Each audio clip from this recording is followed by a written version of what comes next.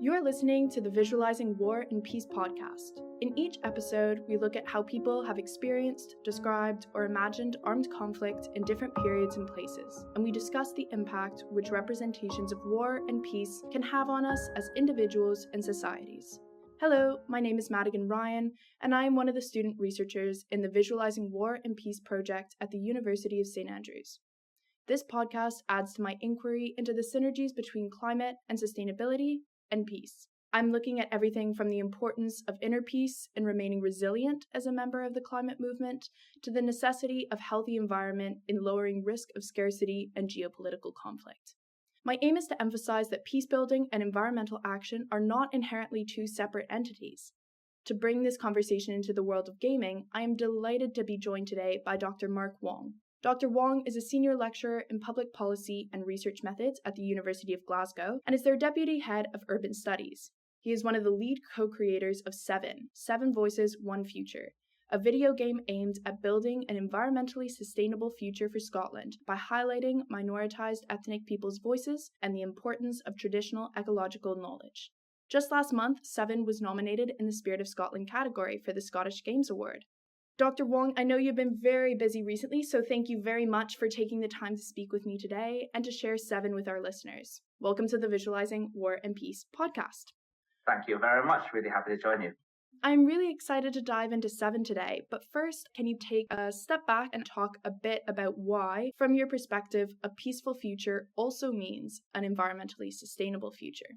I think having an environmentally sustainable future necessitates the existence of peace. In Japanese culture and in Shintoism, for example, that the coexistence between humans and nature and also society is so important to these philosophies and cultures. I think there's something about sort of people coexisting with one another in harmony is so intrinsic to the achievement of sustainability, whether in an environmental sense or a social, cultural sense. I think the two really goes hand in hand, and it actually can inspire each other, living peacefully with one another, living peacefully with nature and coexisting with humans and non-humans is really important to consider. You were talking about one inspiring the other, so environmentalism and conservation can be a tool for peace, as you mentioned. When everybody has the same outcome they wish to avoid, cooperation and listening to others is more likely. To give listeners some context, I first met Dr. Wong after he presented Seven at the Ethnic Minority Environmental Network Conference in October. In that presentation, I luckily got to see an almost immersive video run through of Seven, and I have since played through the entire game. But since our listeners haven't yet had the experience of playing it, can you please walk us through a bit of a summary of Seven?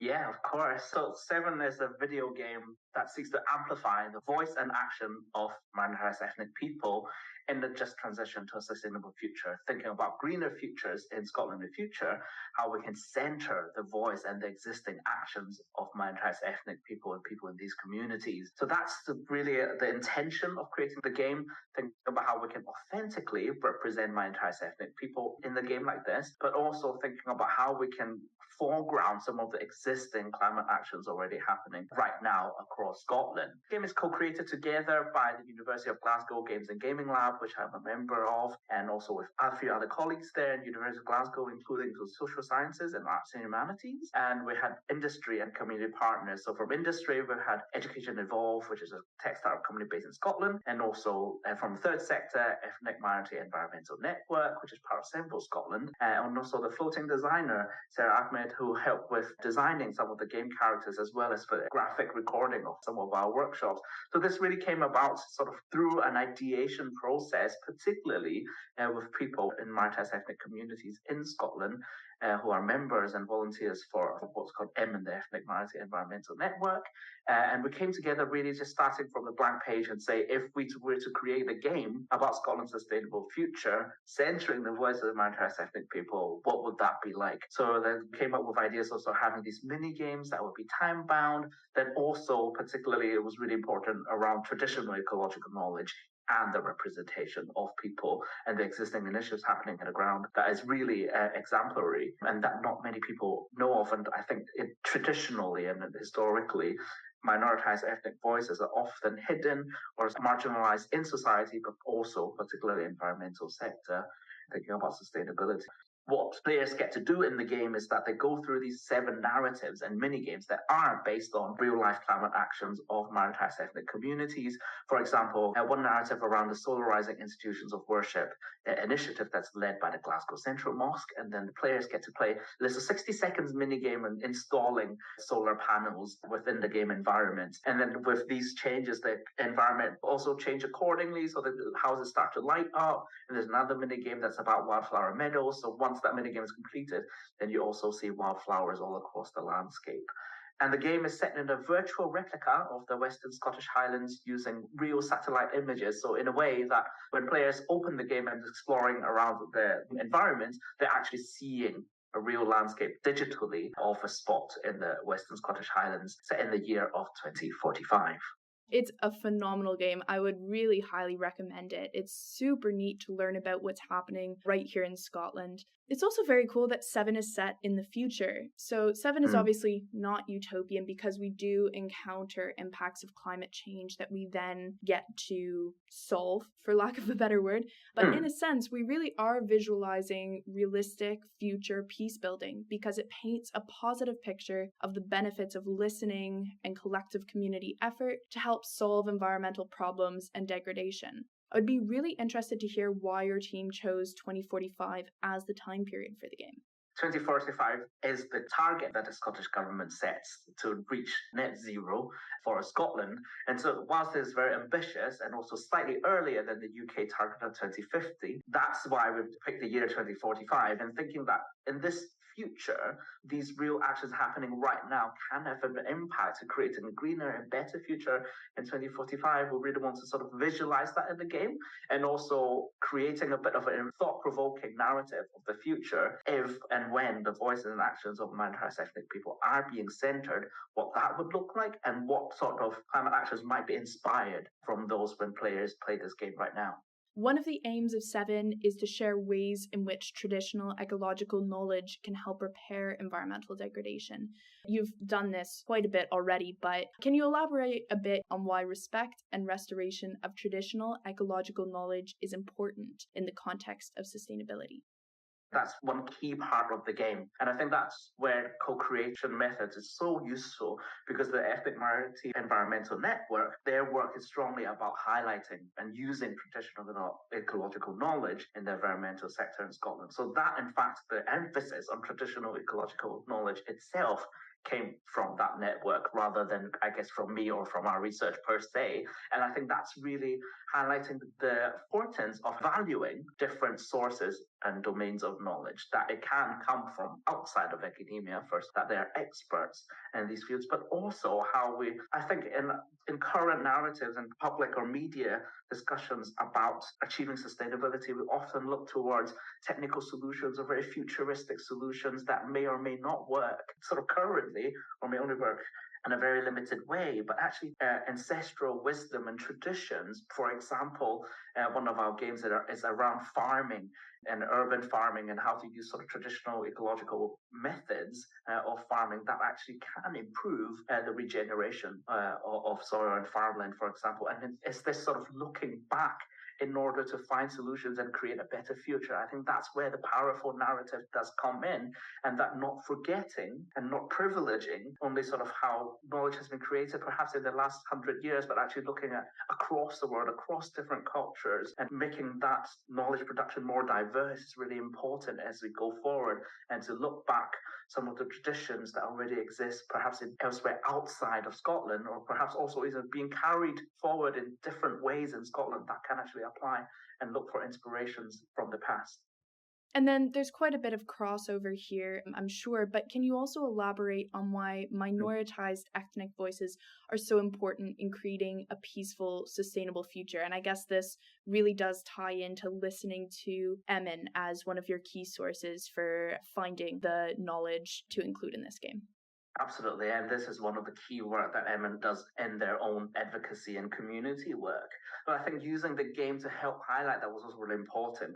One of the objective of the game really, I think that this came from the very first workshop that we wanted people to play the game. The objective literally is to listen to the people in the game that are created in the likeness and are voiced by real minoritized ethnic people across Scotland. And that's really important to us, that we want that people who play and go through this game, not just sort of, I suppose, mindlessly going through these mini games that are inspired by sort of cool things that's happening on the ground, but actually part of the objective also of the game is to listen and to learn and be inspired from these initiatives. So it's really important, I think, to highlight that aspect also because in recent discussions, such as after COP26, there's a huge sort of call for listening to people, particularly from global majority communities, that those who are most likely to be impacted by the impact of climate change and the ecological crisis, but also actually producing the least amount of emission. That's really important to sort of consider, but also valuing the people who are often marginalized within a society.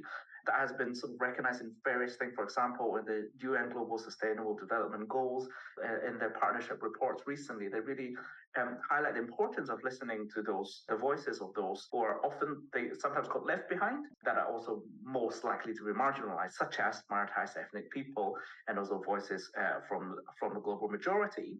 And also in the Just Transition Commission report, highlighting the importance of listening to, having diverse perspectives and voices, listening to these voices as the transition towards a greener future, so that is fair and equal for everyone.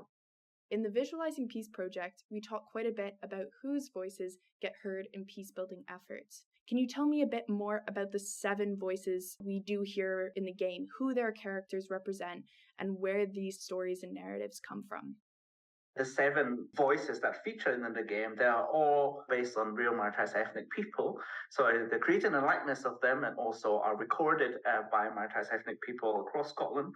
But each of these initiatives and the narratives that we highlight in the game are chosen by the Ethnic Minority Environmental Network. So it's through the network that they highlighted some of the individuals and organizations that they've worked with. So, for example, one woman charity that has set up that promotes circular economy, and we've turned that into a game in terms of sorting garments, and also players get to listen to this circular economy initiatives. There's also the rainwater collection, wildflower meadows, rewilding the wildlife ponds, and also talk about racial and women's gender inequalities in cycling. And these are the initiatives that we highlighted in the game and created these characters to sort of talk about these initiatives that are happening on the ground. Obviously, this was a very collaborative experience, and you've already mentioned the industry, academia, community collaboration going on there. Why was the involvement of diverse societal actors so important to the creation of 7, and why was that something that you really wanted to bring to the game? Absolutely. I think bring to the game in both sense, like the actual creation of the game, but also bring to the table in terms of the process of innovation. So this game project completely started from bits of funding that I secured for a project called Innovators Assemble, which initially is to promote game development as a pathway for academics and researchers to pursue research innovation and to think about how we can engage with industry more. But what I wanted to bring to the table, bring to the game, so to speak, is also thinking about how we can integrate industry, community engagement together. For social scientists, engaging with communities has always been sort of part of our bread and butter, so to speak, that so much of our work is about working with and for communities. But the industry often sets sort of aside that sort of almost as a sort of an anti-community or a sort of anti-social science type of actor. But I think it was so important from the start that I was able to identify an industry partner who actually shares a lot of these common goals and also share the values that we have. And that was an extremely important piece of work, I think, from the start through the workshops, that we get to know one another and also sort of explore our values together, what's important for each other, and then to find common grounds. In fact, I also see that happening throughout the course of the project. Actually, we start to influence each other's values also and be inspired from each other. So, for example, Education Evolve become much more kind of mindful and also sort of holding us into account when we're sort of ideating how the game should be developed. And then when Education Evolve was facilitated in the workshop, they asked us, well, this is all great ideas, but is this really authentically representing minoritized ethnic people in Scotland. And then that moment was when I realized the magic has happened, that we have shared values together and work as a team. Because this academic industry community collaboration and partnership really underpinned every step of the development, from designing the actual gameplay, or what gameplay mechanics we want to feature. That came from the workshop, but also in terms of the general goals and visions that we want to achieve through the game, that was really shared amongst the sort of, I suppose, three different sectors represented here. And the co-creation process, or called that I've used in other parts of my research, informed by participatory research methods in a different hat that I've got on, understanding impact of AI on minoritized ethnic communities. So I wanted to bring that process into and game development also, and thinking about what responsible innovation would look like in creating a product in video games that would be underpinned by a co-creation. Your team effort is such a great representation of the necessity for collaboration in visualizing peace and peace-building efforts and anything to do with the environment. So kudos to all of you. Your team chose to set 7 in a virtual recreation of the Western Scottish Highlands, as you were mentioning. Beautiful, beautiful place. You could have set the game in a nameless or unidentifiable location, or even a more dystopian location. More broadly, you could have brought in minoritized ethnic voices and initiatives from very, very broad geographic catchment, much broader than Scotland. But I think the decision to keep it very close to home is really powerful. Can you speak to the importance of the setting? Absolutely. I think the focus on Scotland was somewhat set from the start, but it was also something that was also elaborated on and shared by the partners. So I think when we first created this project, we wanted to think about what the vision of the future looks like. But actually, in fact, through the workshops, when we bring people from the communities and also from Emmons network, that there was a sort of huge desire to really highlight the excellent things that's happening right now on the ground within Scotland that are led by minoritized ethnic people and organizations. And it was sort of this desire to really make this sort of often ignored, neglected perspective to the forefront that actually became so key to one of the objectives of developing this game, that actually is more powerful, more effective, and also communicate a much stronger message to make this almost very place-based. Actually, there's this real place, real people that are these initiatives that are actually making a difference, whether in people's own community gardens, or, for example, one of the narratives we highlighted was the Elder Community Centre doing urban farming and also involving communities in cooking initiatives and sharing food, and all that sort of like really small, minute detail actually make this game so much more realistic, but also in a way that's really captures people's imagination, because it's not in a way sort of in a far off distance that we don't know relate to yet, but it's something that's happening right now. And then people will often say, I didn't even realize the Glasgow Central Mosque was doing this, has installed solar panels. And I was like, yeah, that's the kind of initiatives that don't often get heard, but that's so important, and it's so inspiring for people to think about what it really means in our own homes, in our own back gardens, in our own workplace, in our schools, communities, what we can actually do. And that's so important. That's why we have sort of honed in on Scotland and also the minoritized ethnic communities in Scotland. And as a Visualizing Peace project, I think that's so important to remember. We so often think about peace or the environment or sustainability as something global, something that we as individual people can't necessarily wrap our heads around. And so to really bring it close to home is so powerful. On the topic of game design, I want to explore a bit more of that. So who is the target audience of 7?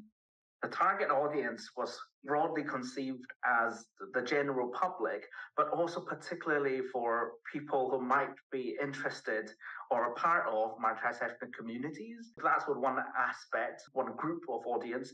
The other audience also possibly in community engagement and in schools, for example, and that's why we've made some design decisions, for example, that making it freely publicly available, and also that it doesn't require any download, so it can be played on any web browser, so that in community settings or in school settings, setting has the lowest barrier in terms of accessibility.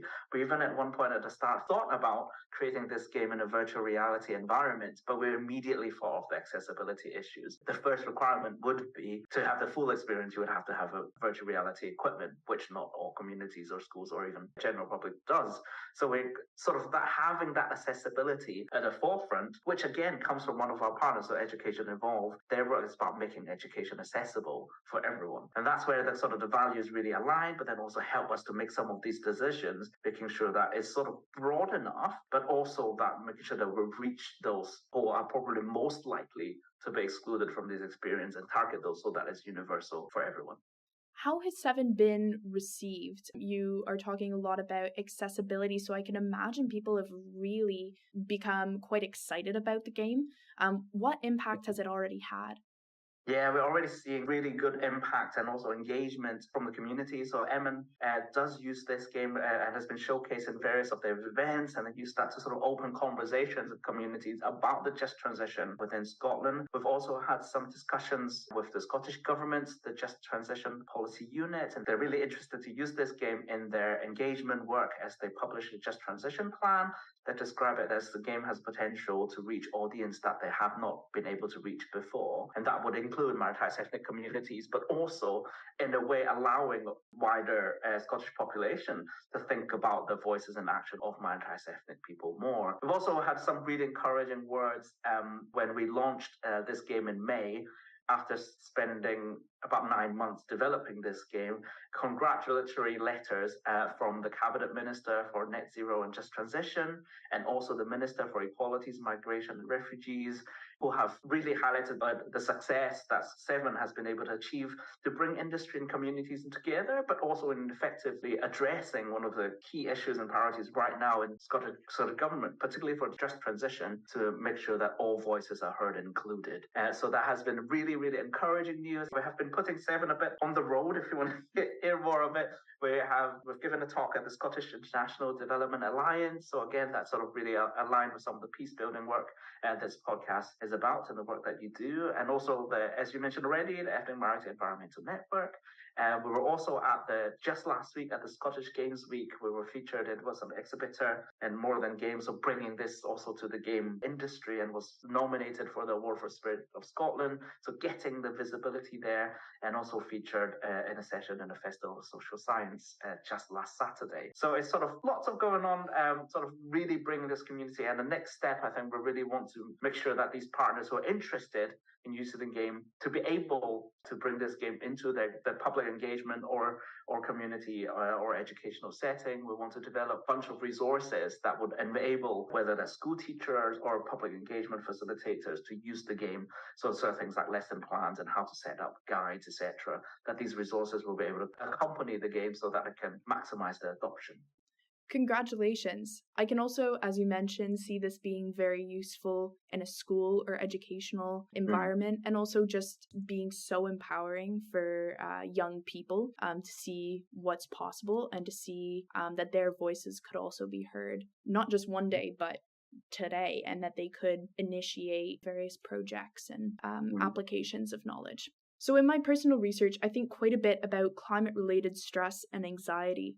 Could 7 have any implication for hope building or for stress reduction?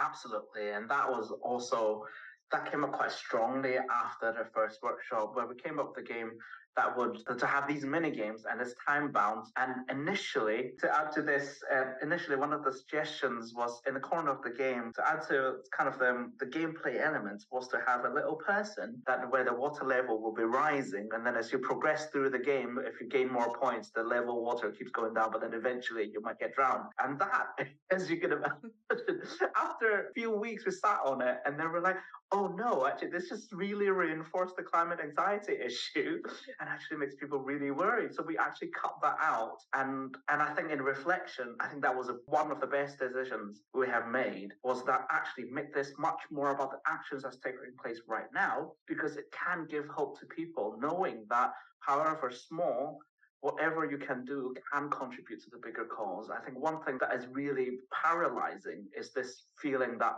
to address climate and ecological crisis is insurmountable. It's too late. that we have done all the damage, there's no way back. And in some ways, that is true.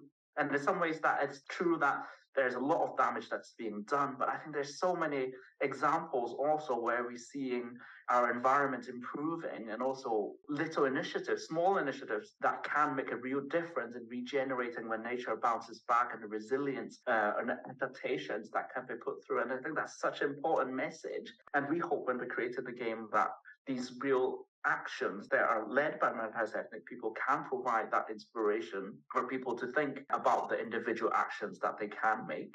And these small individual actions, small change, can lead to bigger change if we act together. And that absolutely goes back to what you were saying about bringing the game closer to home and adding that level of almost manageability. We can wrap our heads around these hopeful peace-building activities happening in our own day-to-day lives or in our own cities even. I think that is also absolutely hope-building and anxiety-reducing. You're also doing something really different in terms of introducing a non-violent, and as we've termed it, peace-building game into a very violent gaming industry, if we're being honest. So more than 85% of video games available contain forms of violence, according to the American Psychological Association.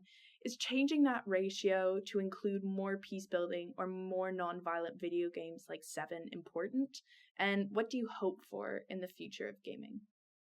I think it's absolutely important. And one of the things that on the horizon for gaming industry is around what's sometimes called serious game, but also in sort of, I suppose, simple terms, is that the game actually has a message, that it speaks to certain things around a societal or policy issue, or thinks about justice, fairness, representation, all of that. And I think it's becoming more important in the game industry, and seeing the recognition of this is not just about creating a thrilling pleasure experience through games, but actually people who play games also can pick up and see different narratives and different perspectives. And game is such an immersive medium that actually can lead to people empathizing with a perspective that they don't normally see. And I think that is a really powerful way of thinking about games and the potential of games, and actually in ways that probably other media can't really do, when it's a lot of it is about consuming or just reading. But game can be so much more interactive and immersive, and also can be really powerful. There are games that I've played in the past that makes me cry, that makes me feel things, and I think that's something that what 7 aspires to do. And that in the choices of initiatives we highlight, but also the choices of gameplay, the game setting, the environment is creating this atmosphere of that creates hope and change is possible. So violence is not necessary in a way that make a game successful. I think there are more and more examples of games that are very mundane, or can be about very specific small things in life, or sometimes also very reflective and contemplative, such as about issues around life and death, for example. And that actually can lead to people to learn and feel inspired, and also just reflect. And I think that's exactly why it's such a good peace-building mechanism or tool to visualize peace, because you're not only seeing the future that you could have, but also feeling what that might be like, to listen, to apply. So as you said, that player immersion is just so incredibly important in the ways that gaming can help us visualize and build peace. I would imagine, though, that when people are so used to a certain kind of games with generally more violent aims and violent forms of activity happening in the games, switching how they engage with that gaming is tricky. Was thinking about how to ensure 7 is engaging despite it not including the traditional gaming violence and thrill, something that your team considered in game design. Yeah, absolutely. I think this version of the game, which remains free and publicly available, we wanted it to be as universal as possible, and also making sure that people who are not gamers will be able to engage in it and find it engaging. So we've kept this gameplay relatively simple, but I suppose in our roadmap or bigger strategic plans, that in the future we want an iteration of 7 that would be targeted towards gamers. And some of the ideas we've bounced about is that it makes some of the games a little bit more sophisticated. That's, for example, the interconnection between games. So if the rainwater collection, once you've collected the water from the rain and then sort of use them for plants, but then actually also can be used in the next game, which is about sort of filling the wildlife pond. Those interconnections build the complexity and also a sense of reality of the game. And something that I spoke about earlier, sort of the implications that these mini games have in the environments that you interact in. So the very first mini game is about the cycling initiatives and addressing gender and racial inequalities in cycling. Then for the rest of the game, the player gets to ride around on a bike, which encourages people to think about cycling, but also actually you pick up resources and tools along the way that makes the gameplay more interesting and a sort of a sense of progression. I think in the future, we probably may also want to have some non-playable characters or non-playable persons in the game, which would make the narrative building and the world building aspects much more immersive and complex, where you actually interact with real people. At the moment, you're only listening to some of the characters in the pre-recording of the voices. But I think in the future, adding elements like having non-playable characters that people to interact with may or may not even use things like artificial intelligence tools to power some of that could be really interesting in itself, and making the game more complex and more immersive and having these links between the different mini games initiatives. I'm so excited to hear about all of your future plans and your quote-unquote roadmap. Do you have any other dreams and goals for what Seven will achieve in the future? I'm very excited to hear about these different avenues that you guys could go down. Yeah, absolutely. I think one dream or one goal I have at the moment is to keep working with the people I'm working with, the industry and the community partners. It's just brought so much joy in the past year working together with them. So whatever form it may take, and even at the end of, supposedly the project officially ended in May, when we left, we just said we need to keep finding ways to work with one another. And I think with peace building initiatives, or even in parallel with game development, it's sort of big task that really feels like you not really know where you might be going. And then you try to achieve a lot within a small budget, within a small time frame. But if you can hold on to that bit about the people and the communities you're building, I think that's something that is worth cherishing. And whatever I do, or whatever the Seven team does in the future, I hope that these collaborations just keep on going, also keep evolving, seeing some of the partners working with one another for other projects, for other initiatives they're doing. Because it's unrealistic to think that we only work together for the one thing and then we just live separate lives forever. And I think where the magic happens is that when these people and partners and organizations being brought together into this one thing, and then you just see them sort of planting the seeds for more things to grow. And I think that's beautiful. That's wonderful and such a good representation for collaboration. And now you've already touched on this, but just to wrap up, can you speak a bit to why video gaming is such an important tool and such a useful tool to help visualize or build a sustainable and peaceful world? Yeah, absolutely. I think video game has sort of certain qualities that other media doesn't necessarily do justice. One is the interactivity of it. There is the element of interacting with an environment, interacting with people, interacting with characters. That is really appealing and also engaging. And secondly, I think it's that there's the world building aspect of the game, that when you're in the environment, that when we're developing the game, when we're making decisions about kind of the aesthetic choices, whether we want it to be a kind of a very high fidelity where it's very, very realistic, or something that's more cartoony like Super Mario, or something that's sort of what the game world's called low poly, sort of like sort of shapes and shapes and forms that's more important than actual sort of realistic representation. And we ended up doing a little bit of mixture of all of those. But what we wanted to stay true was that it will be something that is recognizable, that it feels real. It doesn't feel like something that's sort of in a distant, that is not not a real place. And that's really important, I think, where a game allows you to create an environment that you want to invite the players into and have that sense of feeling from this environment, and to immerse in it, that really and create something different. That you have the opportunity. We also thought about, Scotland technically is kind of quite rainy and quite grey. Do we want to replicate that in the game? So we sort of like rectify something. No, actually, we want to build more towards the hopeful side. Let's have sort of more sunny blue sky, which does exist in Scotland, of course. We have beautiful landscapes and beautiful weather too in some days. But I think that that's some of those things that what game development tools allow, is that you're making these decisions, whether consciously or subconsciously, actually creating an environment that you can invite people into, and then really feel like the sense that you're immersed in it, and it can create a narrative of the future, of the past, of the present, that actually invite people to think more about and reflect on. Thank you so much for speaking for us today, Dr. Wong. You have been a phenomenal representation and spokesperson for Seven. I would highly recommend that all of our listeners go and play Seven. It doesn't take that long, so it is absolutely worth the time in your day, and you will learn so much. Thank you also to you, our listeners, for joining us again. Do keep tuning in to our podcast for more imminent releases from both Dr. Koenig and Visualizing Peace students.